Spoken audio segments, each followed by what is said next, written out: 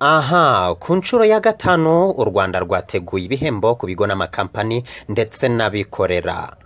Ni igikorwa ngarukamwaka, ufite icyo ukora ukaba wizeye ko utanga serivisi neza, ngo nawe witabire.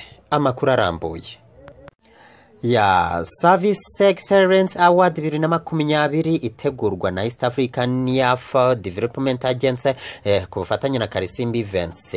Ni ku nshuro yayo ya gatanu itegurwa, hashize imyaka igenda itegurwa ite, bigenda bite? Ya ubusabwa iki? Ubusabwa kuba ufite icyo ukora, uvuga kugikora neza, ubizi nawe ko bagushima kubikora neza, ubundi bibihembo kabyegukana.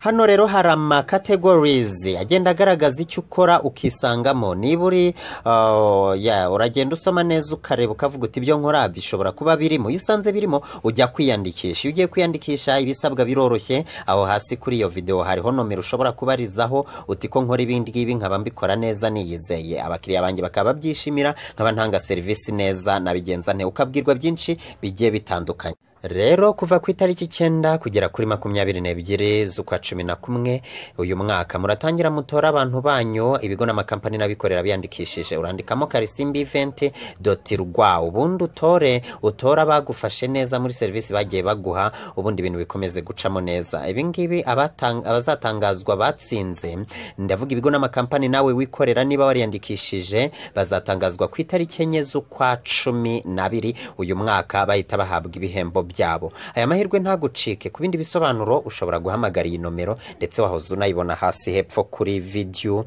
bakakubwira uko bigenza. Niba ushaka kwiyandikisha, niba ushaka gutora, ukabwirwa ukuntu bigenza. Ni igikorwa ngarukamwaka utagomba gucikwa. Byose ni kuri Duhindure TV. Kurikirana andi makuru atandukanye. Urakoze cyane.